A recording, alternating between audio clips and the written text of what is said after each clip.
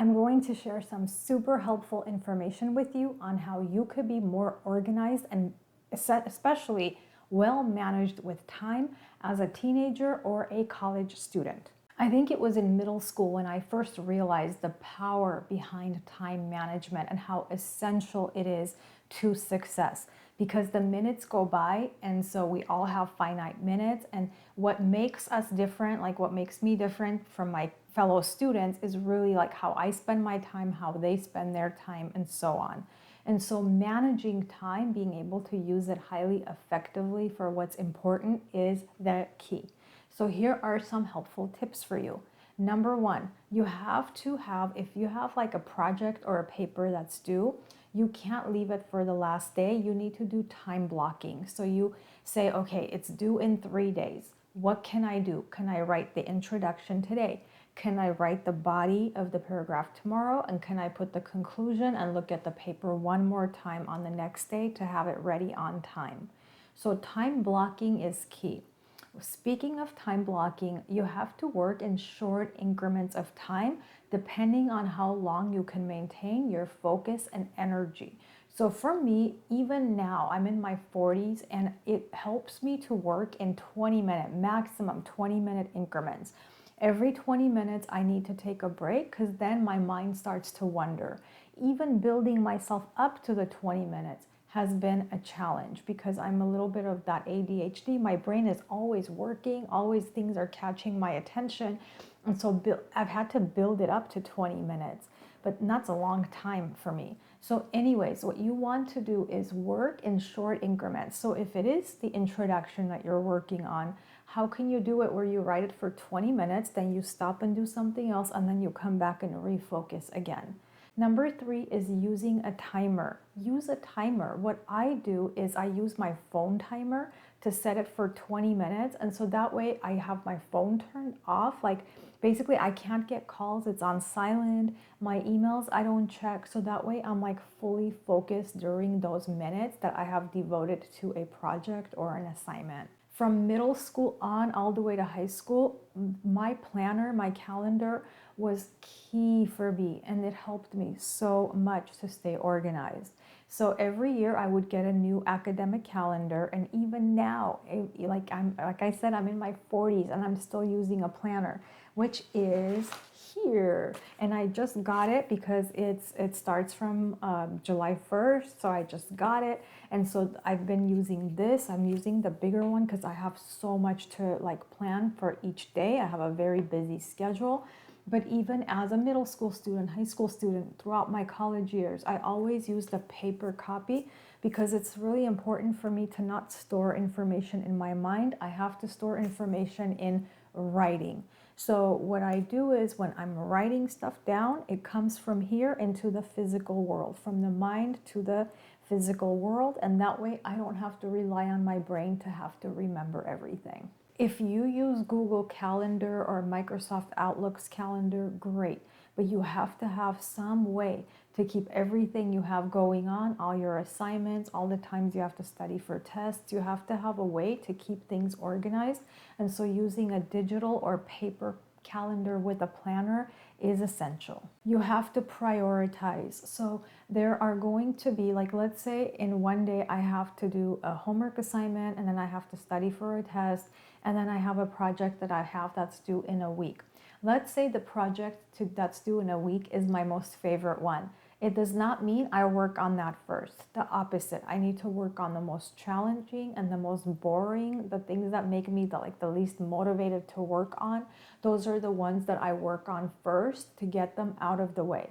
So of the three things I mentioned, most likely studying is the worst one for you because it was for me.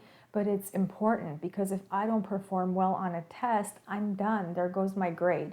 And so being able to prioritize effectively, like high priority, medium priority, low priority tasks, and then getting going on them is another thing, not like planning and then not working on the things that you plan to do. That you have to have the willpower. That's what's missing with a lot of people, is the follow through. They don't know how to follow through. They don't have the willpower. But you have to build that self-discipline to be able to do it. I tell my son and I tell my students, I tell them if they don't build self-discipline in the early years, somebody is going to discipline them for them. So would you rather do it to yourself, or do you want somebody else to do it for you? It's better to do it yourself. So you take control of what you need to do, your grades, you take control of your time, you take control of your assignments and the things you need to do, so that way you can show you are responsible and nobody can manage you for you. You're managing yourself. Speaking of priorities, it's going to be key how you spend your time, especially after school and on the weekends. So yes, I realize that sometimes there's parties and invitations to go to the mall and things like that, and you don't want to lose your social life. But if you have major tests that you have to study for, I'm sorry, but that's key. Okay, the parties and the events have to wait. Or you have to work it out, or you go for like an hour and then you leave. People in your circle have to understand that school is not forever, school is temporary, but what it can do for you, the literacy that you build will be forever. So you're doing what you need to do now. So for the rest of your life, you have this great trajectory, and they need to understand that and they need to support you. Therefore, those things, those events and such where you need to go and socialize, you can go if you can't not go, but you have to be able to get home after an hour or so to focus on your studies. That's what's going to make a successful student a success versus somebody else who's not willing to go that route, go that extra mile. They would rather go to parties more and enjoy themselves and dance more than focus on their schooling. What helped me a lot was waking up early, especially in the college years. So I would get up at about 4:30 or 5 o'clock every morning. First of all, know what time of the day works for you best, when you focus the best. So for me, because I am able to focus the most in the morning, I would get up about 4:30, 4:45, 5 o'clock, depending on my workload. And I would study and get assignments done and get a lot of things done that I needed to do. And that power hour or two was very helpful for me. Now, if you say, you know what, for some reason I'm a night owl, like at night is when I get a lot of energy.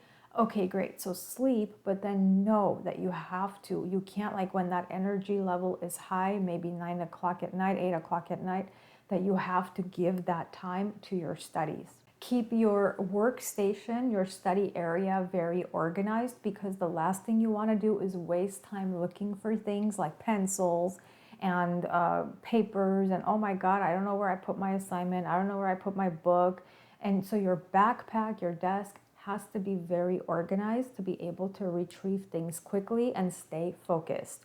When you have a messy station, everything around you tends to take away from your focus because you're distracted. So take those things away from you. You want to have a comfortable area to study, but not an area that's cluttered, because again, that's going to take away your focus, and next thing you know, you're daydreaming instead of being able to focus. Check the description of the video. There are some really helpful tools that you can check out from Amazon that'll help you in your quest for time management, more effective time management as a student, and just stay focused. That's what it is. That's the key. And sometimes you have to work through headaches. Sometimes you have to work through being sick. But again, I can't stress enough, it's all temporary and that things will get better with time. A little bit of the sacrifice now will have huge payoffs down the line for you. I hope you enjoyed some of the advice I gave you, and I will catch you in the next video.